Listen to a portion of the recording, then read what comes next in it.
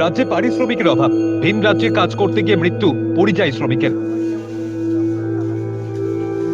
মৃতের পরিবারের সদস্যরা জানিয়েছেন, গত 1 মাস আগে কাজের জন্য গিয়েছিলেন দত্তপুকুর থানার নেতাজি পল্লী এলাকার বাসিন্দা বছর 33-এর অভিজিৎ পোদ্দার।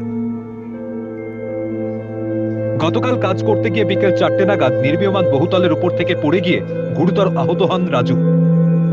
সঙ্গে থাকা সহকর্মীরা দ্রুত উদ্ধার করে স্থানীয় চিকিৎসা কেন্দ্রে নিয়ে গেলে তাকে মৃত ঘোষণা করা হয়। বাড়িতে 1 বছরের শিশুকে নিয়ে হতাশায় পরিবার।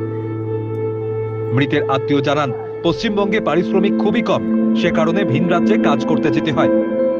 বাইরে তো বহুদিন ধরে কাজ করে, বহুদিন ধরে। আমি মাঝখানে একটা টোটো কিনে দিছি ওরে, যাতে বাড়ি থাকে। বিয়ে শাদি করেছে, সবে একটা ছেলে হয়েছে, কিন্তু কয়দিন চালানোর পরে বলছে আমি টোটো চালাবো।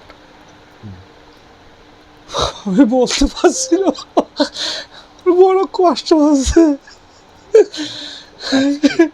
কখন শুনলেন এরকম?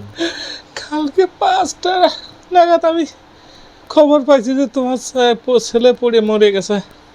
আমি ডাইরেক্ট খবর পাইছি যে পড়ে মরে গেছে।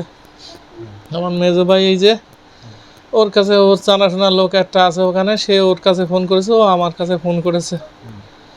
হ্যাঁ, এইটুকু জানি, আর তো তেমন কিছু। সে মানে এইখান থেকে কবে গেছিল? এইখান থেকে মাসখানেক আগে গেছে। আচ্ছা, 1 মাস আগে, মানে ছেলের জন্মদিনটা ছিল, হ্যাঁ। ওই অনুষ্ঠানটা সেরে তারপরেই চলে গেছে। যে এর আগেও কি এখানে কাজ করতে বাইরে? বাইরেও বরাবরই কাজ করে, বাইরে বহুদিন ধরে বাইরে আছে। এখন কোথায় কাজ করে? হ্যাঁ, এখন যে কোথায় কাজ করে, কেরালা বলে, কেরালা। কিসের কাজ করে? ওই সেন্টারিং লাইনের কাজ করে, শাটারিং টেন এইগুলো। ওখানকার কোম্পানির লোকেদের সাথে আপনাদের কথাবার্তা যোগাযোগ হয়েছে? না, হয়েছে আমার মেজো ভাইয়ের সাথে হয়েছে, আমার সাথে কোনো কথা হয়নি। ওই ভাই মোটামুটি যোগাযোগ করেছে ওদের সাথে। ইতিমধ্যেই রাজুর মরদেহ ময়নাতদন্তের পরে বাড়ির উদ্দেশ্যে পাঠিয়েছে ভিন রাজ্যের ঠিকা সংস্থা।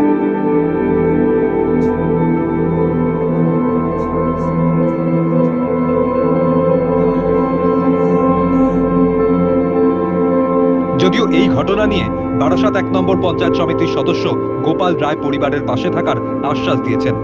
পাশাপাশি ভিন রাজ্যে পাড়ি দেওয়ার উদ্দেশ্যে তিনি বলেন, বাংলার ঠিকা সংস্থাগুলি সঠিক পারিশ্রমিক দিচ্ছে না, যার জেরে বাইরে যেতে হচ্ছে এ রাজ্যের শ্রমিকদের। পাশাপাশি এই বিষয় নিয়ে আগামী দিনে আলোচনার চিন্তা ভাবনাও করবেন বলে জানান তিনি।